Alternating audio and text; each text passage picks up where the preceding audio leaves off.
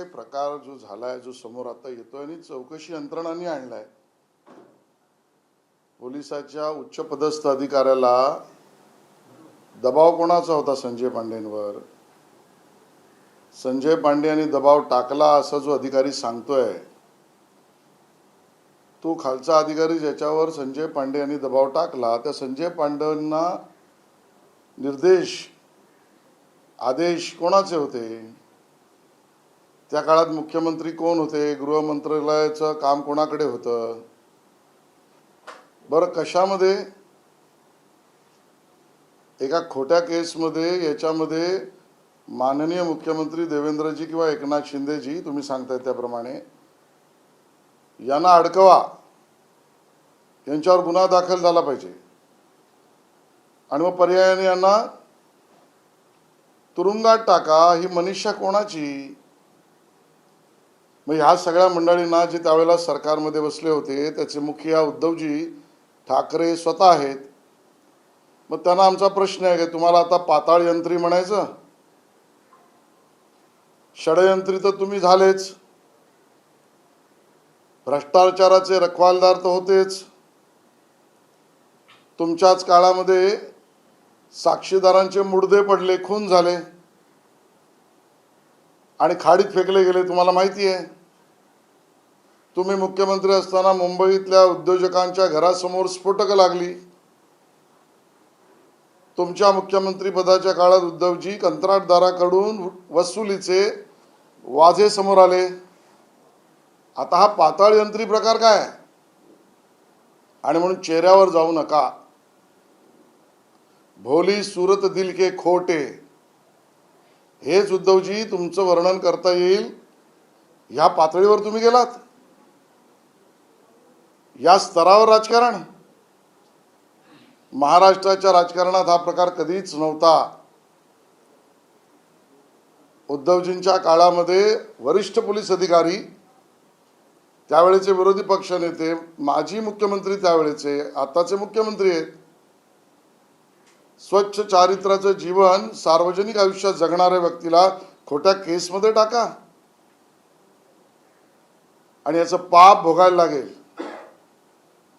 त्या अहवालामध्ये पोलिसांनी असं म्हटले की कुठेतरी संजय पांडे जे आहेत ते दबाव टाकत होते. आता संजय पांडेंवरती सुद्धा गुन्हा दाखल जो आहे तो होणार किंवा संपूर्ण चौकशी पुढील काळात होईल. या मागचे जे सूत्रधार आहेत किंवा धागेदोरे जे आहेत ते सगळं बाहेर. मग कोणाचा दबाव होता? मी प्रश्न विचारतोच आहे ना. त्यावेळेला पोलिसांचं खातं बघणारा गृहमंत्री किंवा मुख्यमंत्री कोण होता? त्याने उत्तर द्यावं. आणि या सगळ्या प्रकरणाचा छडा अंतिम स्तरापर्यंत जायला लागेल. उद्धवजींना याचं उत्तर द्यावं लागेल. राजकीय हस्तक्षेप होता या सगळ्या प्रकरणात काय वाटतं? त्यांना उत्तर द्यावं लागेल. हा पाताळ यंत्री प्रकार उद्धवजी तुमच्या काळात झालाच कसा? याची तुम्हाला माहिती होती का? माहिती होती तर तुम्ही लपवली का? का निर्देश तुम्ही दिले? तर आमचे प्रश्न आहेत. आणि म्हणून हे पाताळ यंत्री प्रकार तुमच्या काळात उद्धवजी तुम्हाला म्हणायचं. आणि म्हणून मी म्हटलं की चेहरा फसवा आहे, हे जनता ओळखते. ज्या पद्धतीने तुमच्यावरती वारंवार यंत्रणेचा वापर केला जातोय असा आरोप होतो, मग हा सगळा प्रकार त्यांच्या काळात घडला होता. मग त्या काळामध्ये पोलिसांच्या मागे पोलीस, चोराच्या मागे पोलीस आम्ही पाहिलं होतं. पण उद्धवजी मुख्यमंत्री असताना पोलिसाच्या मागे पोलीस, सीबीआय यंत्रणांनी काम करू नये, ईडीने आर्थिक गुन्हेगारांना पकडू नये आणि पोलिसांनी खोट्या लोकांवर गुन्हे दाखल करावेत. आमच्यावर पण केलेत ना. आणि म्हणून इतक्या स्तरावर, खालच्या स्तरावर, हीन स्तरावर उद्धवजी तुम्हाला आमचे प्रश्न आहेत, तुम्हाला याचं उत्तर द्यावं लागेल. संजय पांडेंनी या अगोदर देखील अशा पद्धतीचा प्रकार केला होता. त्यानंतर त्यांच्यावर देखील केस झाली होती, जेलमध्ये देखील जावं लागलं होतं. हे सगळे प्रकार होते, त्यामुळे हे सगळं झालं होतं. बघा, संजय पांडेंच्या बाबतीत पोलीस यंत्रणा, तपास यंत्रणांकडे माहिती आली आहे. आणि जर त्यात पांडेंवर कोणाचा दबाव होता हा मूळ प्रश्न आहे. आणि तो का होता, त्याचं कारण काय होतं. आणि मग शंका काय येते माहिती आहे? उद्धवजींना आम्ही का विचारतोय? कारण उद्धवजी तुम्ही म्हणालात निवडणुकांच्या काळात, देवेंद्र फडणवीस तू तर राहशील किंवा मी तर राहीन. हे वाक्य तुमची, या स्तरावरचं राजकारण तुमचं. एक तर तू राहशील किंवा मी तर राहीन म्हणजे काय? तुमच्या काळात पोलीस यंत्रणा खोट्या केसेस टाकून, दबाव टाकून आता यंत्रणांच्या समोर आलाय. तुम्ही फडणवीस असो, शिंदे असो, अन्य सगळे आमची लोक असोत, एक तर तू राहशील म्हणजे कुठे टाकणार? हे काय प्रकार आहे? पण याला जोडून संजय राऊत असं म्हणतात की रश्मी शुक्ला या RSSच्या आहेत, आपल्या गणवेशामध्ये त्याचा वापर केला चुकीच्या पद्धतीने, असं संजय राऊत थेट म्हणतात आता. मग काय तुम्हाला ISIशी तुमचं बोलणं होतं असा प्रश्न विचारायचा का? रजा अकादमीशी तर तुम्ही बोलताच. आम्ही त्या स्तरावर जाणार नाही, असे प्रश्न विचारणार नाही. पण RSSच्या बाबतीमध्ये अपप्रचार सहन करणार नाही. तुम्हाला उत्तर संजय राऊत द्यावेच लागतील. तुम्ही मुख्यमंत्री, तुम्ही म्हणजे उद्धवजी मुख्यमंत्री असताना हे प्रकार घडलेत. दबाव कोणाचा होता? हस्तक कोण होतं? नाहीतर या सगळ्या प्रकरणामध्ये कधीतरी संजय राऊत तुम्ही पुस्तक लिहिलं आहेत, त्याचे संदर्भ खोटे. आम्ही पुस्तक काढू, भोली सूरत दिल के खोटे या नावाने पुस्तक काढू तुमच्यावर, उद्धवजींच्या रिजिमवर काढू. सर, दुसरा एक प्रश्न आहे की ठाकरे बंधू वारंवार मुख्यमंत्र्यांना म्हणतात की तुम्ही मुंबईकर नाही आहात, तुम्ही नागपूरकर आहात, आम्ही स्वतः मुंबईकर आहोत. त्याला उत्तर काल मुख्यमंत्र्यांनी दिलं की बाळासाहेबांचा जन्म सुद्धा पुण्यात झाला होता. त्यावरती संजय राऊत असं म्हणतात की बाळासाहेबांचा इतिहास काढू नका, नाही तर गाडले जा. नाही का अंगाशी आलं? संजय राऊतांना सवाल आहे, तुमच्या अंगाशी आलं का? केलं काय तुम्ही मुंबईसाठी? उद्धवजींनी 5 कामं मुंबईसाठी केलेली दाखवावीत. राज ठाकरेंचा तर सवालच नाही. 5 कामं दाखवावीत. बोटावर मोजण्या एवढी कामं दाखवू शकत नाहीत.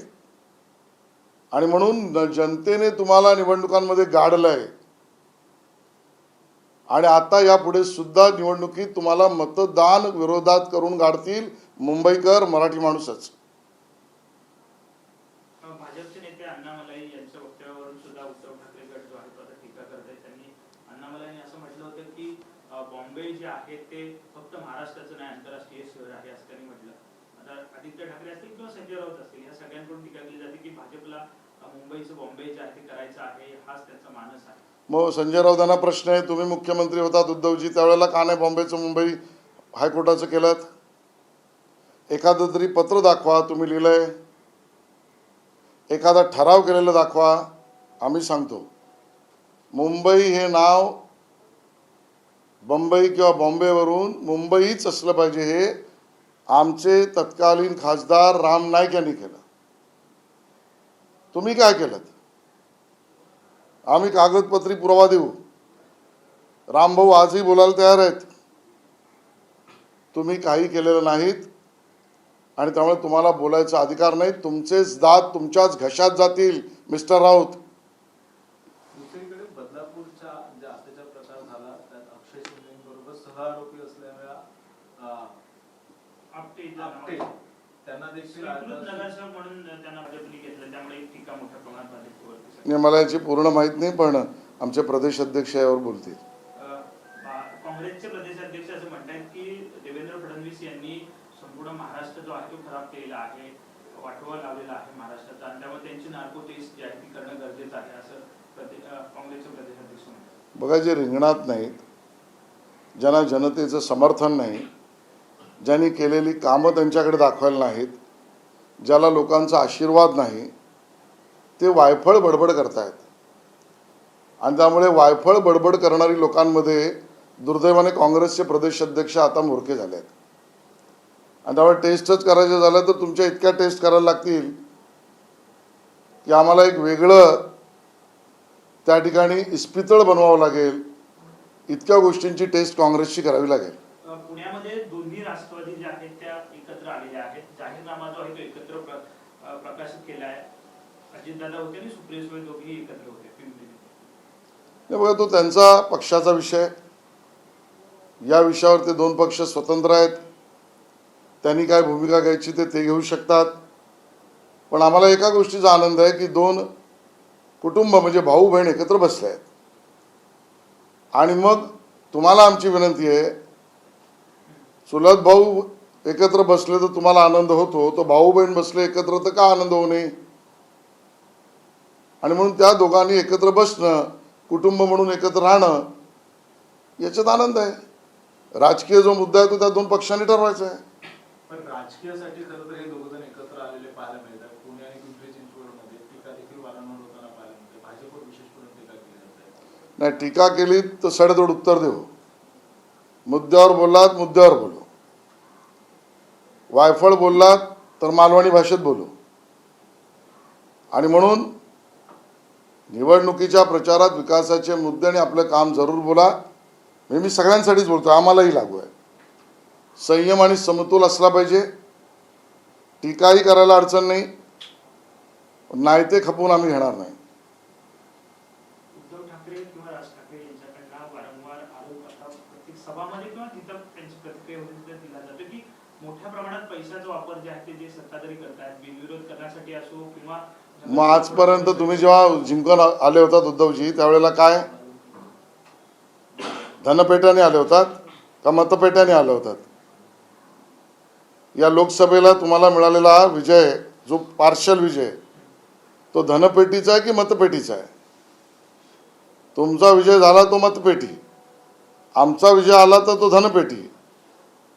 हे धंदे बंद करा. कालच्या नाशिकच्या सभेमध्ये देखील राज ठाकरेंनी पुन्हा एकदा एक निशाणा साधला की यांच्याकडे लोक नव्हती, आमची लोक पळवली.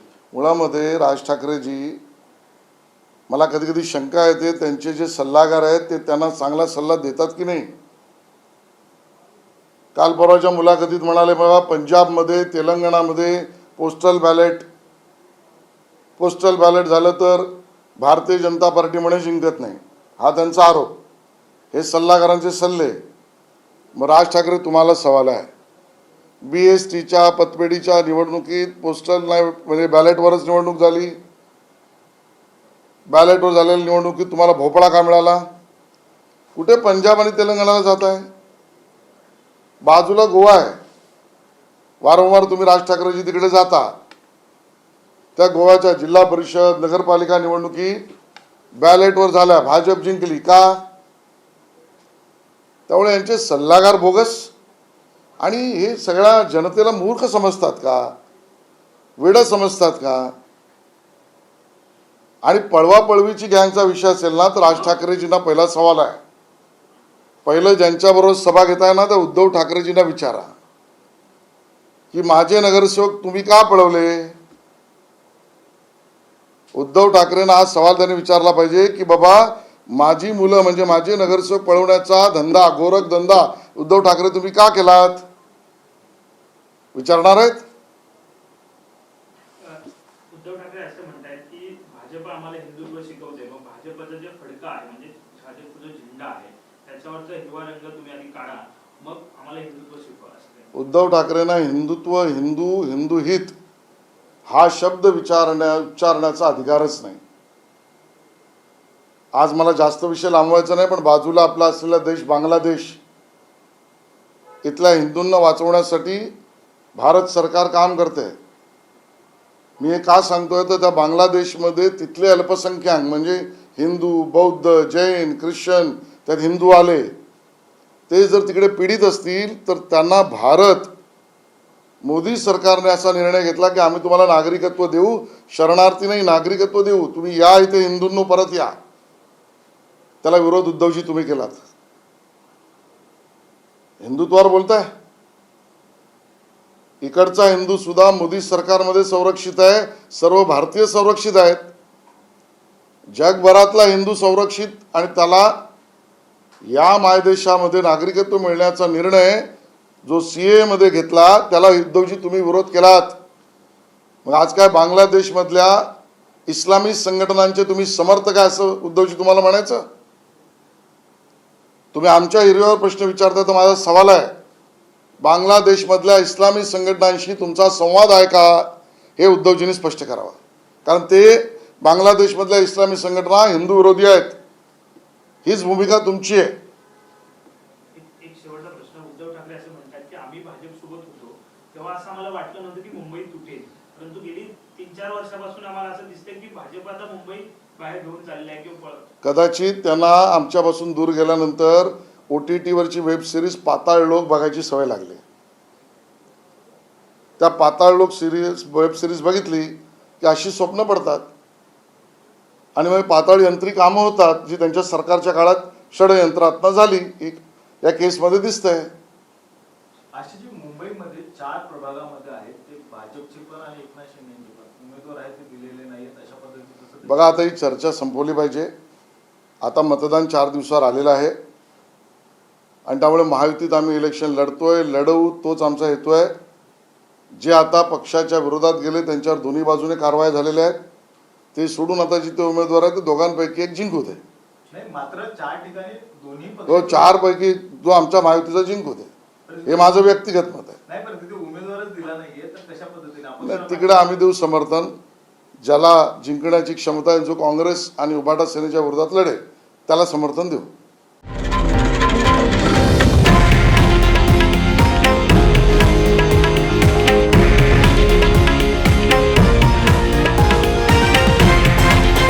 हे आहे देशातील नंबर 1 न्यूज नेटवर्क आणि आपण पाहत आहात TV9 मराठी, एकमेव.